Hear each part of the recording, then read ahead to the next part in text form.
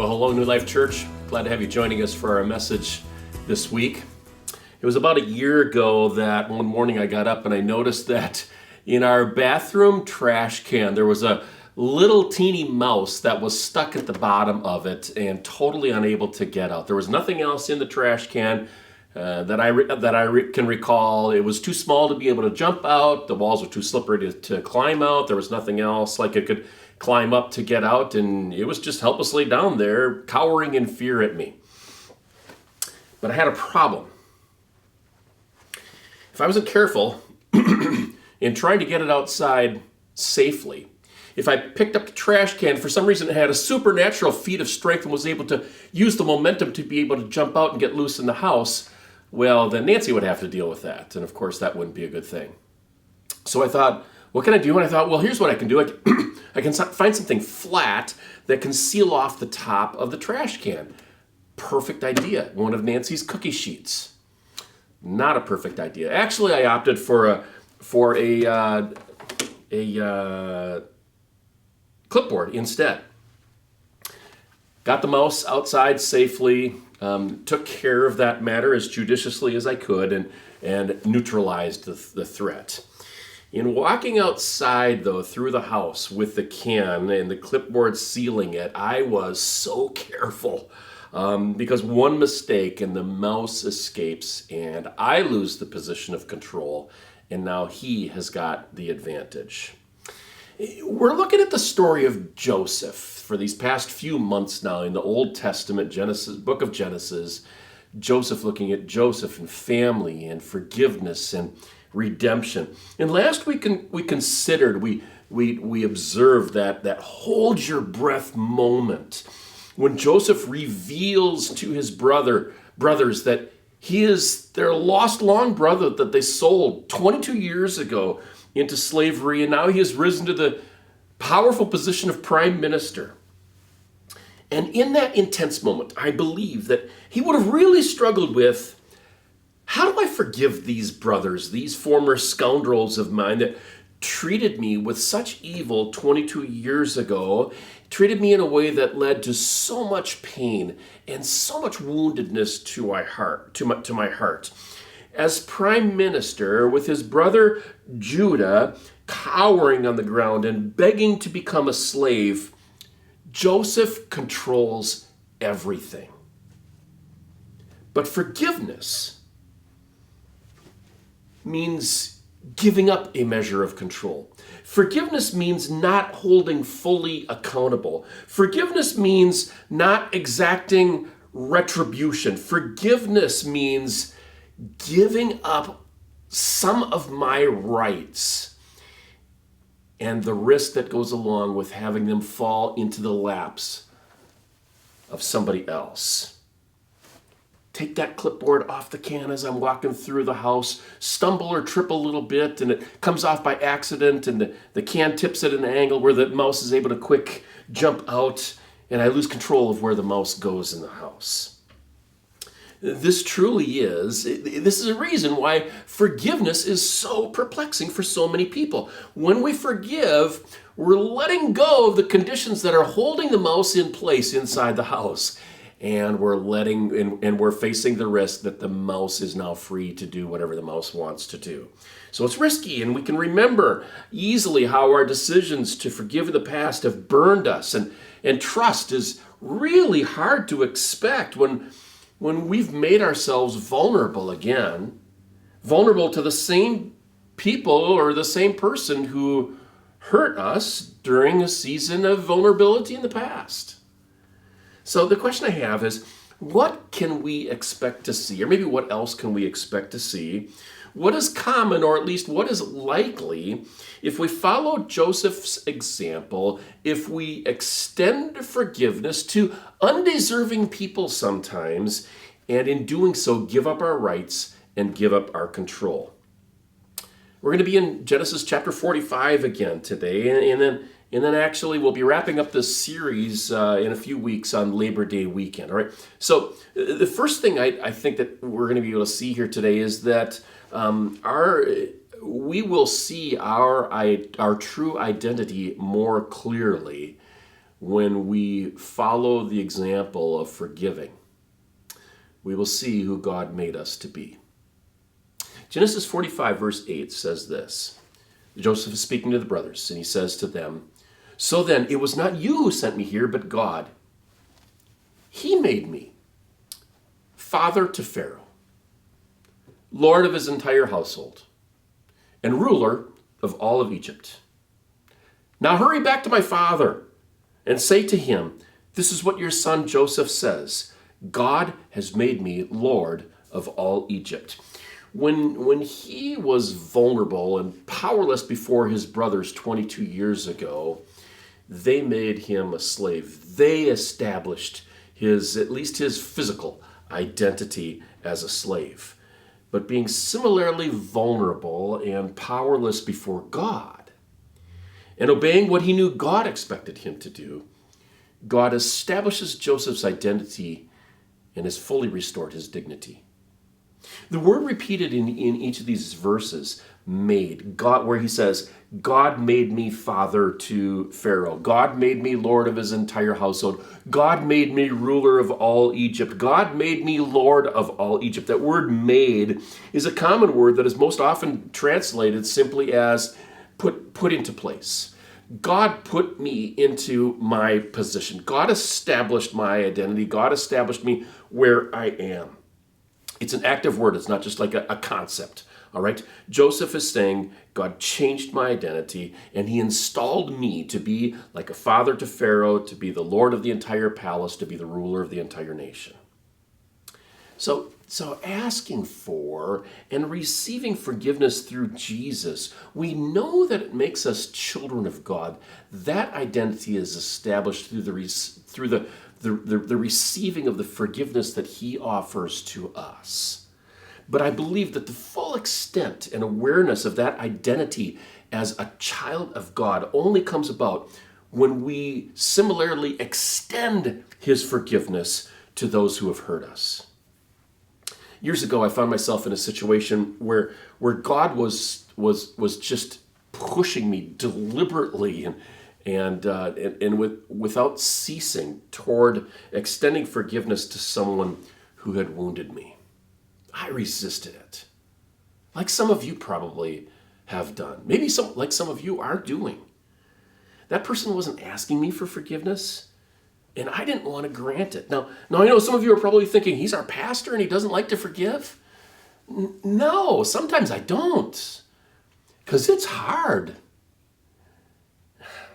I'm probably like most of you in that regard.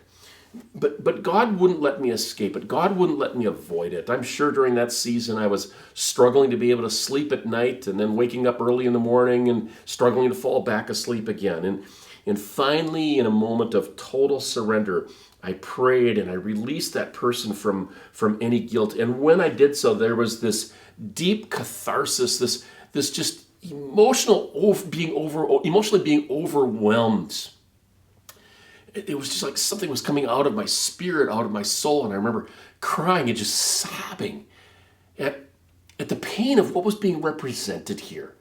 The pain of losing that control. The pain of risking that I would forgive and there'd never be any reciprocation. There'd never be any apology or forgiveness or confession that would be offered in return.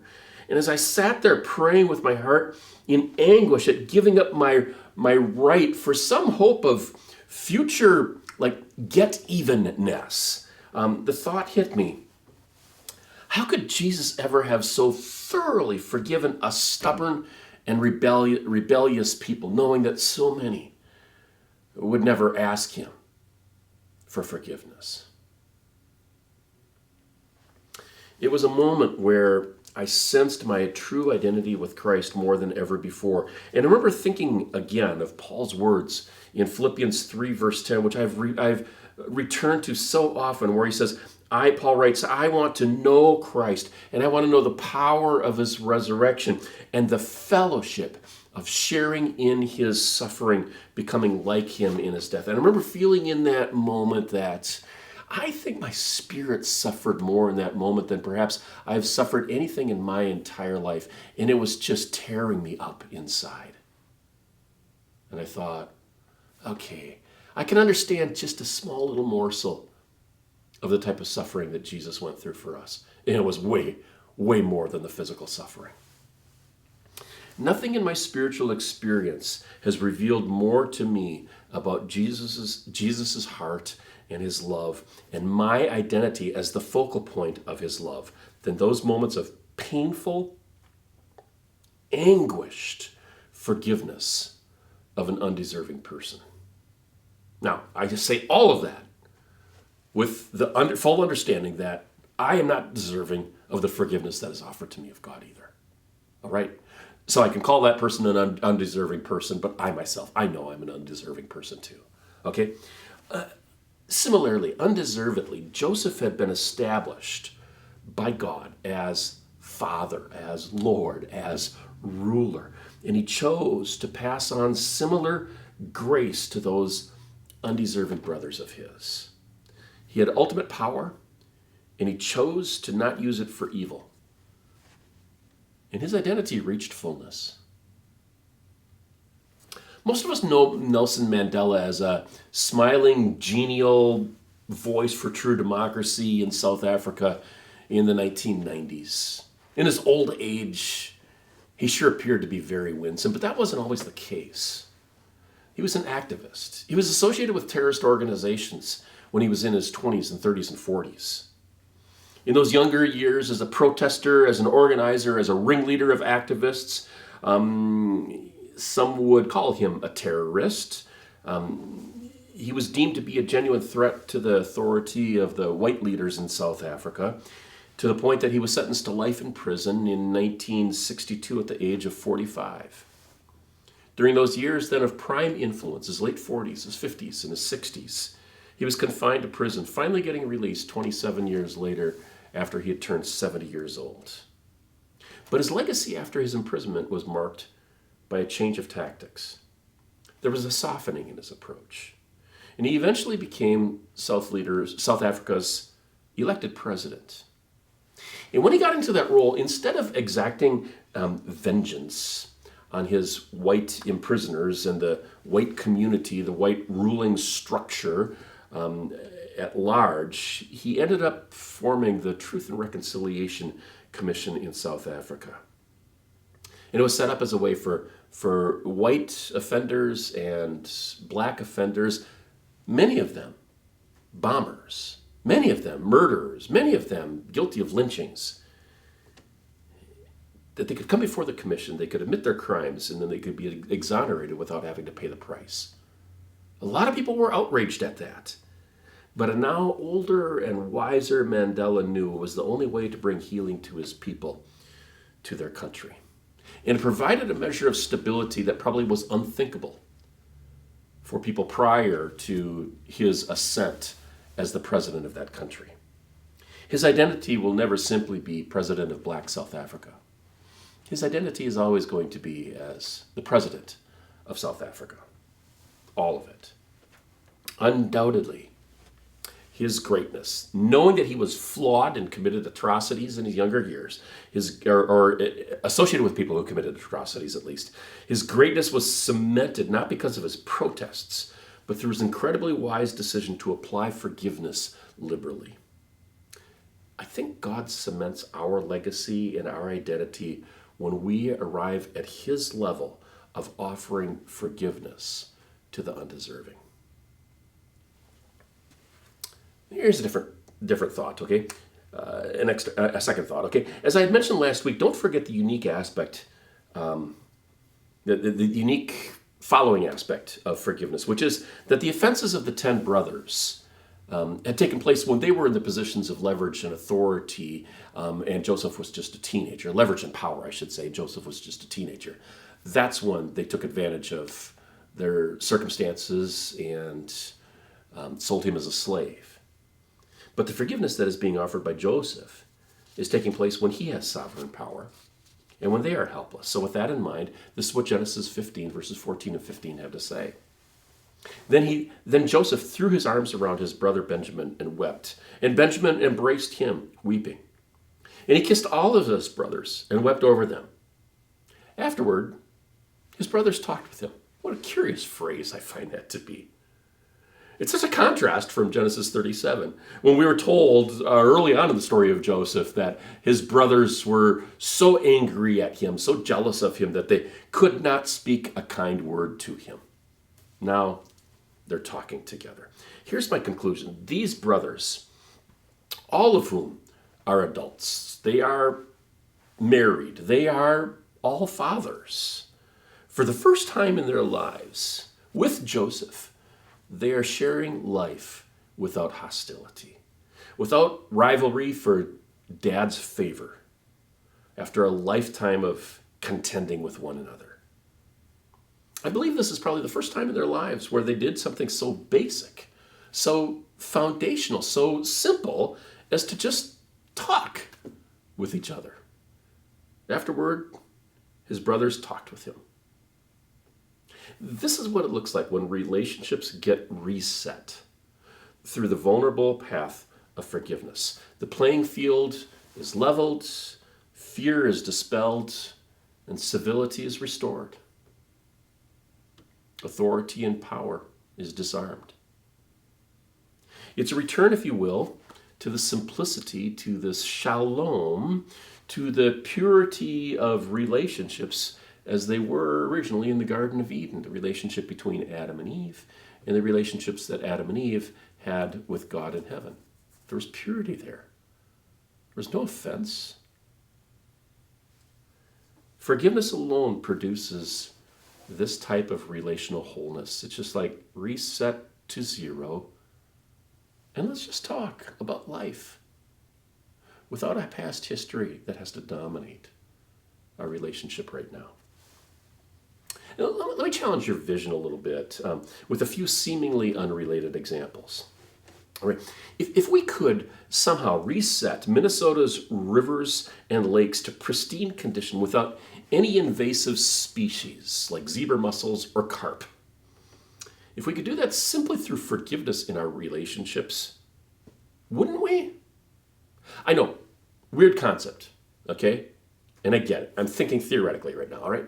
If just by forgiving people in their relationships, all of a sudden somehow supernaturally all the lakes in Minnesota could be reset to zero without any of the pollutants or any of the invasive species, wouldn't we want that? Of course we would. If we could eliminate cancers and autoimmune diseases and every other form of sickness simply through forgiveness, why would we choose not to do that?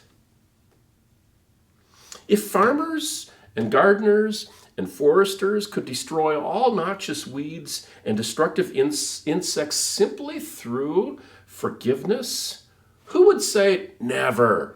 I mean, besides the herbicide and the pesticide makers, all right? If every computer virus and cell phone spyware could be neutralized simply through forgiveness, what geek would say, no, I actually like it when my computer crashes? And last example, if we could avoid offending Yankees fans, oh no, why would we want to do that? Virtually everything gets reset for Joseph and his brothers through Joseph's act of forgiveness. I propose to you that there was likely never another time in these brothers' lives afterwards when they looked at this day, when they looked at this moment of forgiveness and thought, you know, I actually liked the animosity better. That season when things were contentious before that forgiveness thing took place, that was the way things ought to be again. And here's a proposal that I have, okay? Since in most domains of our lives, like the environment, like our health, the medical field, like agriculture, like technology, we are faced with problems that exist in each of those areas that are difficult to solve, that perhaps will never be solved because the horses have left the barn and it's going to be impossible to get them all back in again. Because we look at so many of these problems in the world around us and say, we're helpless to solve this, I think it's likely that many of us in the church have also looked at our relational lives with other people and have similarly thrown up our hands and said, just like we can't solve that environment stuff or that medical stuff or that technology, those technology viruses and stuff, there isn't much that we could do in this other realm as well. And so we tolerate relational dysfunction rather than making serious efforts at forgiveness, which has the potential to reset things back to zero. Again, the question comes to mind of what about a relationship where genuine abuse has taken place? And here's something that I noticed in the story. As I consider Joseph's story, it's clear that he opens himself up to all 10 of those brothers who had wounded him, okay, when there is only a record of one of them, and that's Judah, who is indicating really any type of spiritual maturity or real heart softening. Perhaps Reuben as well, but the other 8, there's just silence there. So we only really know that Judah has made some efforts in maturing and perhaps in spiritual progress as well. And as I was looking at this, something hit me, okay? Because Joseph, obviously, by forgiving, he makes himself vulnerable again, okay? But Joseph does not open himself up in vulnerability from a position of weakness. He's in a position of power still, and he's capable of maintaining appropriate boundaries. He can control the boundaries. So again, I've shared this before. I think a balanced conclusion is that if abuse has taken place, returning to a position of vulnerability isn't expected when the abuser is still in a position of power. We can extend forgiveness from our hearts, but as far as taking the step of placing us back into a position with an abuser where we become vulnerable again to their exploitation or to further abuse, I don't think that is a requirement for followers of Jesus Christ. Another observation about what we can expect to see if we follow Joseph's example by extending forgiveness and giving up our rights and our control, we allow blessings to flow through us more fully into the lives of others. Here's what I mean. When things are made right between Joseph and his brothers, Joseph has the opportunity to make the connection with the brothers and Pharaoh, his boss, and Joseph becomes the channel through which Pharaoh ends up blessing those brothers, showing favor to those brothers. Part of that appears in Genesis chapter 45, verses 17 through 24. But actually, the couple of verses that I want to bring out come from Genesis chapter 47, all right? Where this is what it says. Pharaoh said to Joseph, "Your father and your brothers have come to you, and the land of Egypt is before you. Settle your father and your brothers in the best part of the land. Let them live in Goshen." Have you ever wondered where Goshen is? For those of you that have read the story before and seen that name, it's actually right by the Nile River Delta. So where the Nile River comes up from the south in Africa and it gets closer and closer to the Mediterranean Sea, after it hits the city of Cairo, the delta just expands. It just breaks up into all these different tributaries as it moves closer and closer to the Mediterranean Sea. And if you look on satellite maps of it, you will see that like 95% of Egypt is just this vast, vast wasteland. But that area north of Cairo in the Nile River Delta is fertile and it is lush. It just as green could be on satellite maps. That's Goshen. That's where Pharaoh was saying, hey, put your family there where the river flows quite freely and we're raising livestock and crops is really going to be an easy thing. Remember, this region is in a major crisis. And Pharaoh has the knowledge when he makes this declaration that there are 5 more tough years of famine ahead for them yet. What do we generally do when times are tough? We conserve our resources, don't we? We hoard. It's rare to be generous, rare to share some of our best, and yet that's what Pharaoh does in this circumstance. Because forgiveness unleashes favor. Favor gets more widely shared. We don't conserve it. We don't block it when we truly have forgiven. We relish in how it affects more individuals' lives. We can celebrate how it even sometimes might bypass us or how it might flow through us, and we consciously stop any disfavor from being extended to the individuals that are involved. Forgiveness prompts us to genuinely want God's very best for those we forgive. God's very best. Forgiveness, prompts us to genuinely want God's very, very best for those we forgive. And then finally, when we give up our rights or our control and extend forgiveness instead of insisting on personal injustice, it can actually lead to greater moral authority. Genesis 45, verse 24 says this, okay, so at the end of the revealing, and Joseph is saying, go get dad and bring him back down here and all, and here's provisions for your trip. And I forgot to mention, so in those provisions, they come from Pharaoh, right? So lots of grain and new clothes for all of them and carts so that when they get back up to Canaan, they can bring their wives and their children and Jacob, they can bring them all on carts rather than having them to walk that long, long journey. I mean, Pharaoh just really goes overboard in blessing them and all. And when we come to the end of that, just as they're getting ready to leave Egypt and head back to Canaan, it says this, Genesis 45, verse 24. And as they were leaving, he said to them, don't quarrel on the way. I love that. Joseph knows they're going to listen to him.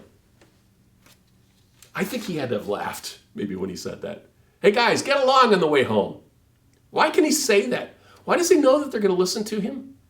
Well, as they're traveling back home and they got a little small something that takes place, skirmish that takes place where one of them is a little bit upset with another one regarding it and all, he's saying, hey, I forgave you guys this huge, huge, huge debt.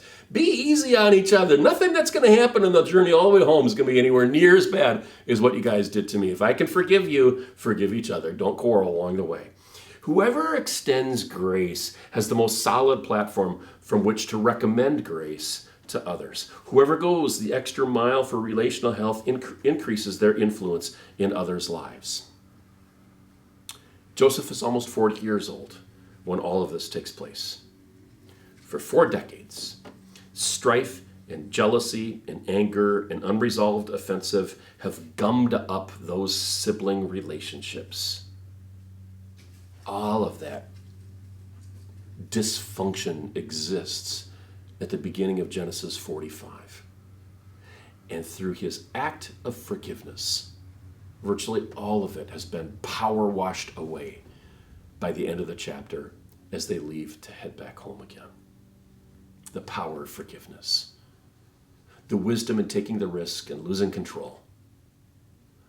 When in God's economy, giving control over to him actually works way more in our favor than against us. Quick summary, giving up control, taking the risk to forgive is certainly difficult at times, but remember that more than anything else, it establishes our identity as forgiven Christ followers. Remember that only forgiveness is capable of resetting our relationships to a place of relational wholeness and health again. Relational shalom. Forgiveness expands and it multiplies the number of fronts through which blessings and favor can flow through our lives into the lives of others around us. And finally, forgiveness strengthens our moral authority. Parents, particularly in the eyes of your children. Let's pray. We've become so conditioned in our world, God, partially because when we have given up control, when we have become vulnerable, perhaps at some point in the past when we have chosen to forgive, others have taken advantage of that. And there's probably going to be no way that we're ultimately going to be able to control that in the future. But what we must not conclude is that a better path is somehow to withhold forgiveness.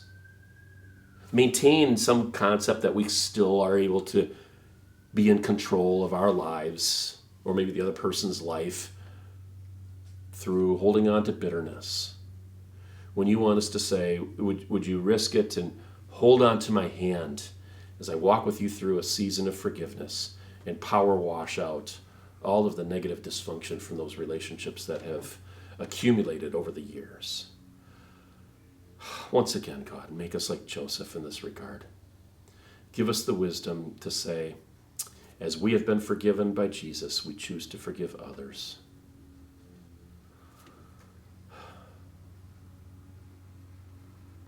my prayer for myself. It's my prayer for each person watching. And I ask it in Jesus Christ's name. Amen. Hey, thanks for joining us again this week. God bless you all.